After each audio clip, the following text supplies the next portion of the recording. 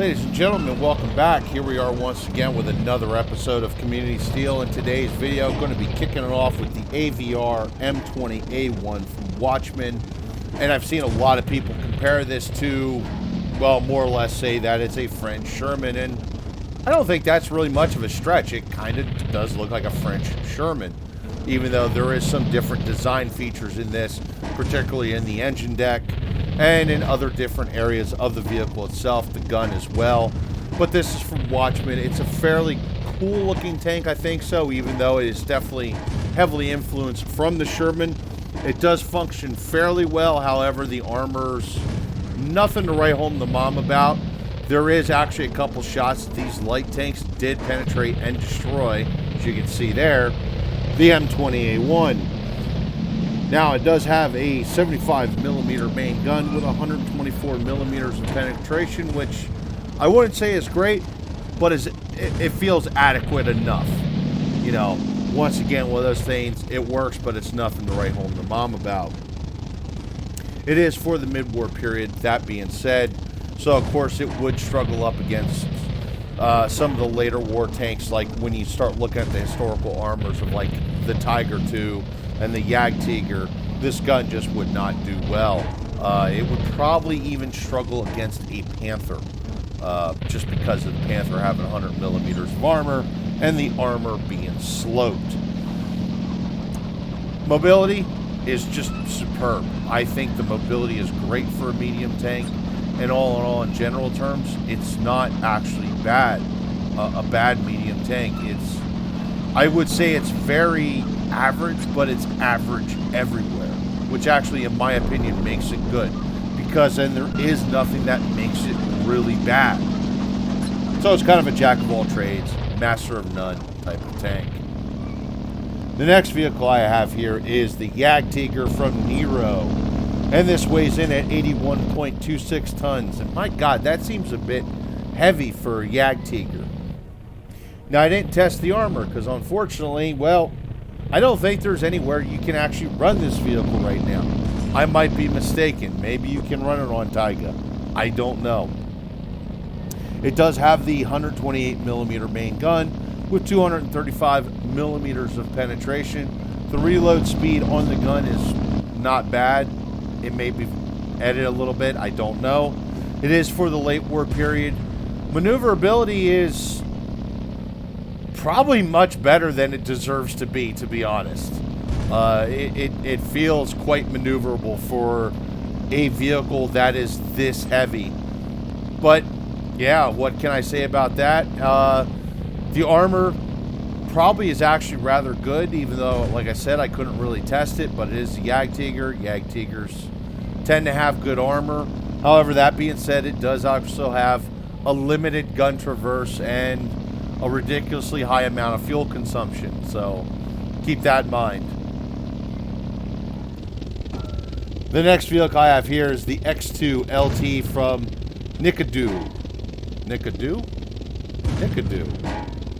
Huh. A lot of Nika people around here, isn't there?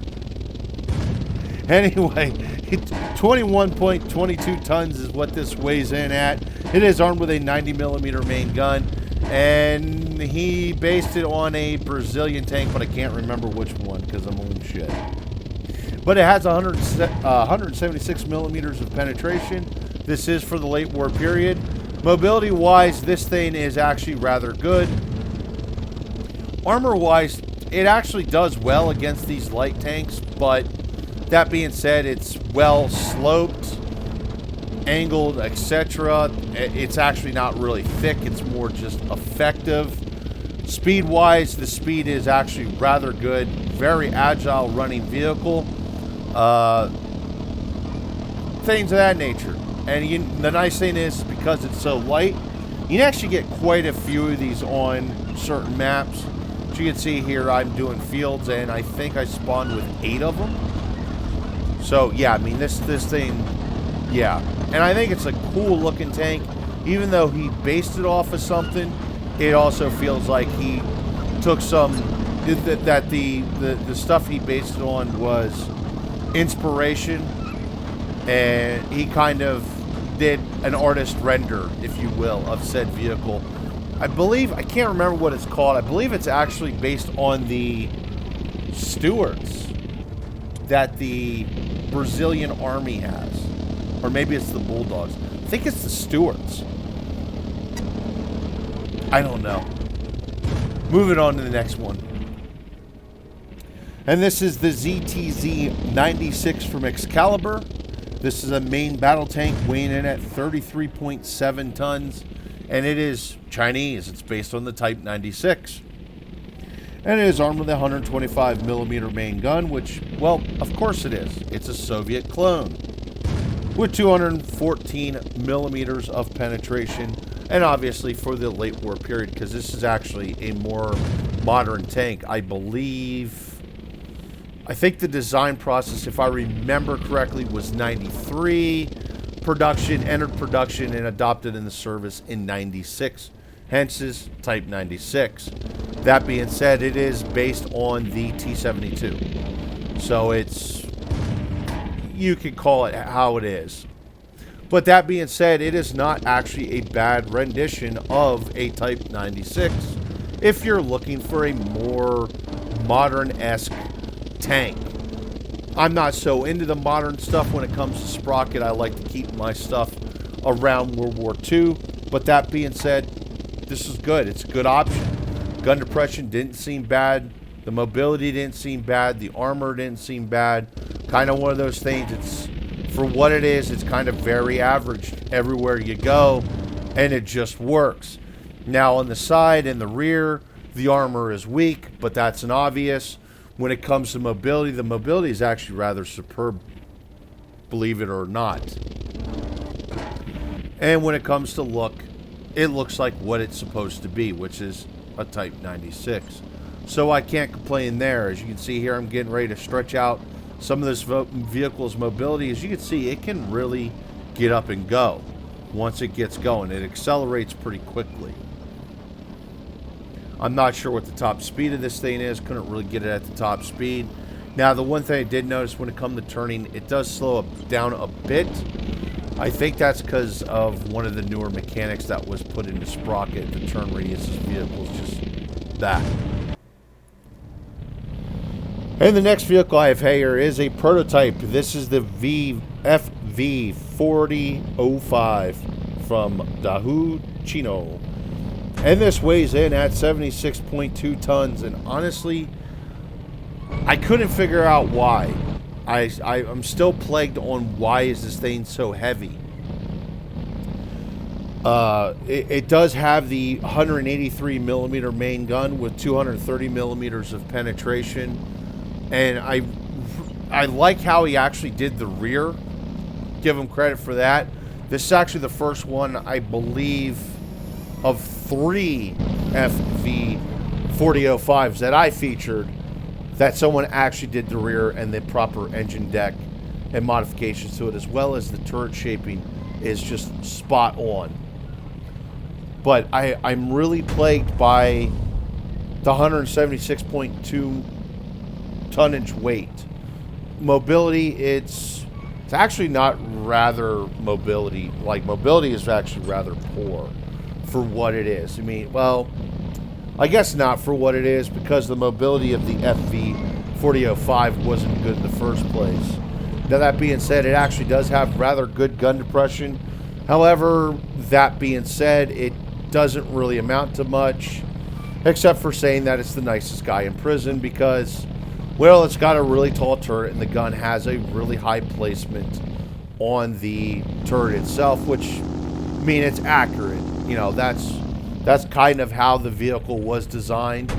I also like how he has the rear of the door the way it's supposed to, and even has the caution sticker on the rear of the turret as well. I'm actually glad that loaded in. I was very skeptical. As you can see, all the decals, once again, didn't load in, but some of them did. Most of them did. And all in all, it does look good, and the gun itself will do the trick. I just can't figure out why it weighs so much, because it is thin armored. I mean, the turret's only got like 18 millimeters of armor. It's laughable. And then the last vehicle today, is an inspiration, I feel, of the BMD. And this is the VTV-24 from Tab the Communist. It is a light tank weighing in at 12 tons. It's got a 79 millimeter main gun with 151 millimeters of penetration for the late war period. Now, that being said, 151 millimeters of penetration, that's actually going to be quite effective even in the late war period.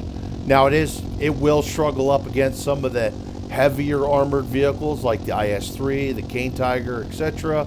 But that being said, the gun will be good enough, especially to penetrate the side armor of the said vehicles I mentioned. And when it comes to like the medium tanks, this thing is going to be able to combat medium tanks. Now, that being said, its armor's pretty shit. What do you expect? It's a light tank. And he based it on the BMD2 is what it feels, or the BMD, which is, you know, that armor, I think the armor, if I remember correctly, on the front of that is only like 8 millimeters or it's 12 millimeters. Somebody can correct me if they want to. That's fine, but just remember, it's paper thin, and it is actually thin enough that it can be penetrated by a 50 cal machine gun with the proper ammunition loaded. And then when it comes to the sides and things of that nature, well, that don't mean much. It's, you know, it's there. You call it, once again, the nicest guy in prison, because basically it stops 30 cal and that's about it. And this thing is quick as lightning, as you can see. It is grease lightning when it comes to speed.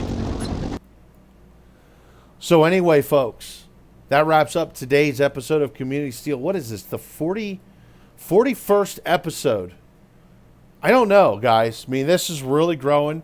I got more and more submissions. I actually have enough content to run at least one more video. And I still will probably have more pouring in after this video. Like, basically, I got the content together to do this video. And literally within hours after having this video ready to go and be recorded, or at least the final edit, I had enough for another video. And I just keep getting more and more stuff piled in. So, I mean, this is a growing thing. I really appreciate all the attention that these videos are getting from the Sprocket community, as well as the, trying to think of the word here, just everybody's participation. You know, I'm getting so much participation from various people. And even if I see an interesting design in the Sprocket chat, and I go, hey, you mind if I feature blah, blah, blah in Community Steel? I've never had anyone say no. So, I mean, it's just the participation from the community is great. So thanks a lot, guys. I do appreciate it. Anyway, let's wrap this up. I hope you all enjoyed this video. Hope you all tune in for the next one. And hey, don't forget to like, share the videos, subscribe to the channel. Anyway, guys, have yourself a wonderful day.